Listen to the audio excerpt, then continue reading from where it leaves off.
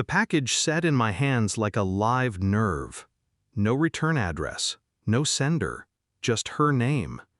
I carried it inside, resting it on the kitchen counter as if it were made of glass. She wasn't home yet. She never was at this hour. Meetings, late shifts, always some excuse that never required my presence. I turned the box over, once, twice. Too light, too silent, wrong. At the office, I showed it to Martin, a man who had spent 15 years in bomb disposal before trading adrenaline for desk work. His face drained the moment he touched it. "Put it down," he whispered, then louder, commanding, "Do not touch it again. Get your family out of the house, now. Call the police, tell them it's hazmat." His tone cracked through me like glass under pressure. I obeyed. Hours later, the squad arrived, suits, scanners, precision. They handled it the way surgeons cut flesh, delicate, deliberate, expecting to find rot. When the lead officer emerged, his visor lifted, I saw something worse than fear. Pity. "It isn't a bomb," he said. "It's personal." He handed me the inventory list. My blood slowed as I read. Photographs, letters, hotel receipts, intimate details. All of them tied to my wife, and none of them included me. The photographs weren't professional. They were raw, stolen moments. My wife in the dim glow of a hotel hallway, her hair damp. A man's arm curved across her waist, cut off at the elbow, but enough to confirm possession. Receipts stapled together, room numbers, dates, her signature scribbled like a careless confession. And letters, not written by her, to her. Words dripping with devotion, promises etched in hurried ink. He called her my only one. I stared at the box as if it could rearrange itself, reshape into something that would make sense. But it didn't.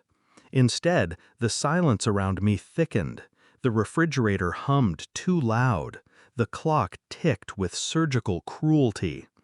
Denial came first. Maybe it was a mistake. Maybe someone wanted to break us apart. Maybe the man was gone, irrelevant. But the box wasn't sent to me. It was addressed to her.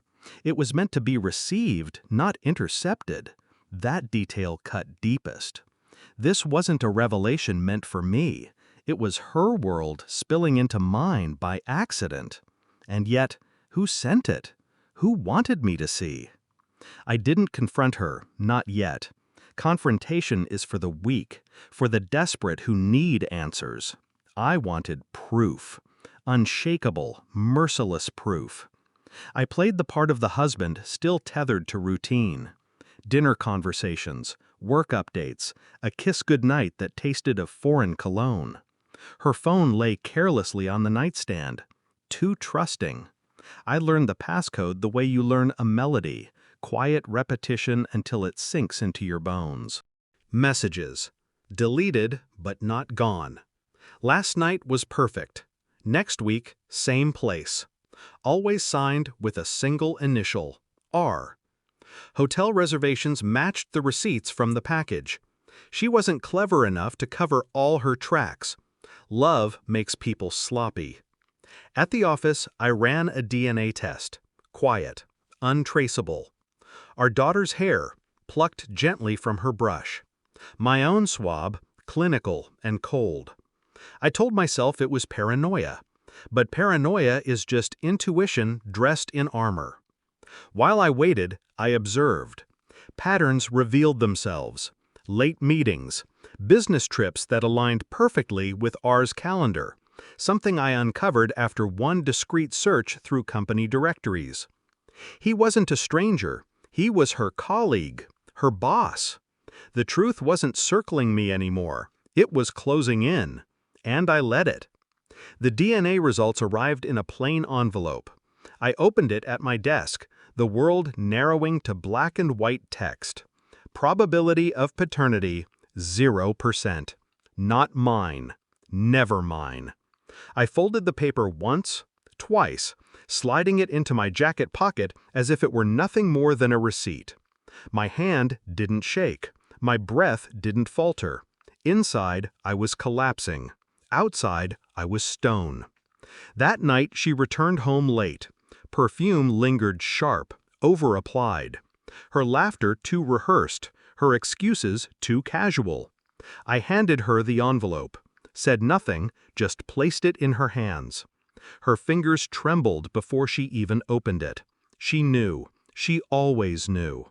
When her eyes scanned the words, her face drained. She tried to speak, apologies, explanations, lies stacked on lies. I didn't hear them. I watched her mouth move, watched her collapse into herself, watched her realize the stage she had built was on fire.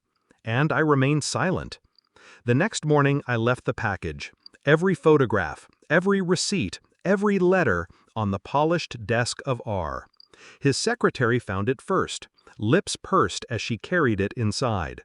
I didn't wait for the reaction. I didn't need to. By noon, whispers filled the office halls. By evening, he was summoned by the board.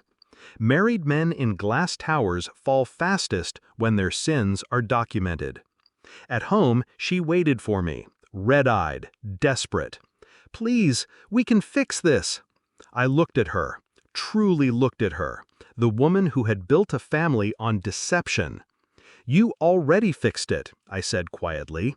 "You gave him everything I never had." Her face broke. Mine didn't. I moved through the house like a guest, collecting what little belonged to me. A few clothes, documents, nothing sentimental. She begged. She reached for me. She even tried to weaponize our daughter, a child I now knew was never mine. But her words slid off me like rain on stone. I left the key on the counter, beside the silent refrigerator, beside the echo of a life that was never real. Outside, the air was sharp, clean. For the first time in years, I could breathe without choking on someone else's lies. I didn't look back, and I never would. She buried herself in lies. My only revenge was leaving her there to suffocate alone.